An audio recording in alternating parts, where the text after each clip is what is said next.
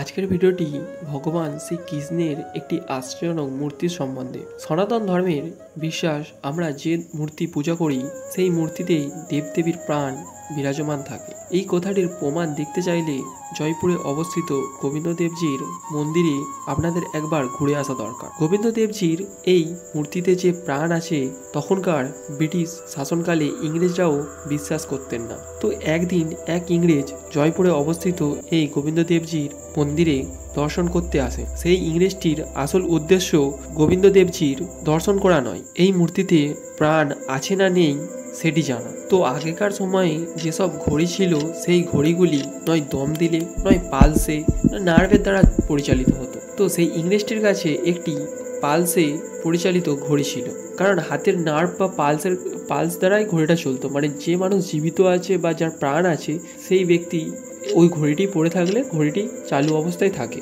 But যে ব্যক্তি মৃত বা যার প্রাণ নেই সেই ব্যক্তি ওই ঘড়িটি পড়লে ঘড়িটি চলমান অবস্থায় থাকে না। তো সেই ইংরেজটি সেই ঘড়িটি গোবিন্দদেবজির হাতে পরিয়ে দেয়। ঘড়িটি পরিয়ে দেওয়ার সাথে সাথেই ঘড়িটি চালু হয়ে যায় এবং ঠিক সময়ও দেখাতে থাকে। ইংরেজটি এটি দেখে অবাক হয়ে যায় এবং গোবিন্দদেবজির প্রতি সেই ইংরেজটির এমনই শ্রদ্ধা জন্মায়, ভগবান শ্রীকৃষ্ণকে প্রণাম করে তিনি চলে আসেন। আজ পর্যন্ত ঘড়িটি ভগবান শ্রীকৃষ্ণের হাতে পরানো আছে এবং মূর্তিটায় আপনারা দেখবেন যখন ওই ঘড়িটি খুলে নেওয়া হয় ঘড়িটি বন্ধ হয়ে যায়, ঘড়িটি আবার গোবিন্দদেবজির হাতে পরিয়ে দিলে আবার চালু হয়ে যায়। পৌরাণিক কাহিনী অনুসারে গোবিন্দদেবজির মূর্তিটিকে মুঘলদের আক্রমণ থেকে রক্ষা করার জন্য বৃন্দাবন থেকে জয়পুরে নিয়ে আসা হয়েছিল। পৌরাণিক কাহিনী অনুসারে শ্রীকৃষ্ণের তিনটি মূর্তি আছে। এই তিনটি মূর্তি রাজস্থানেই অবস্থিত, দুটো মূর্তি তো জয়পুরেই অবস্থিত, আর 3 নম্বর মূর্তিটি কার্লিতে মদনমোহন নামে বিখ্যাত। জয়পুরে শ্রী গোবিন্দদেবজি বাদে শ্রী গোপীনাথ একটি মূর্তি আছে।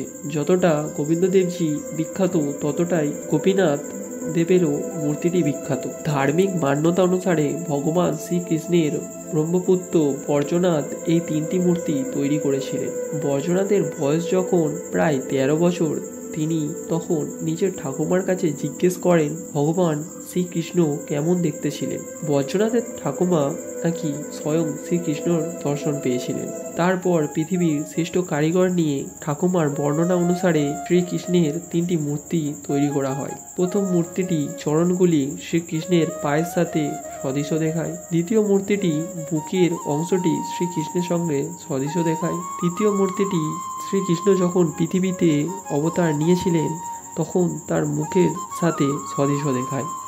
প্রথম মূর্তিটি ভগবান মদনমোহন জি নামে পরিচিত, দ্বিতীয় মূর্তিটি গোপীনাথজি নামে পরিচিত, আর তৃতীয় মূর্তিটি গোবিন্দদেবজি নামে পরিচিত। এই ছিল গোবিন্দদেবজির মন্দিরের ইতিহাস। আপনারা লাস্ট পর্যন্ত ভিডিওটি দেখে থাকলে চ্যানেলটিকে অবশ্যই সাবস্ক্রাইব করবেন এবং লাইক করবেন। দেখা হচ্ছে নেক্সট ভিডিওতে।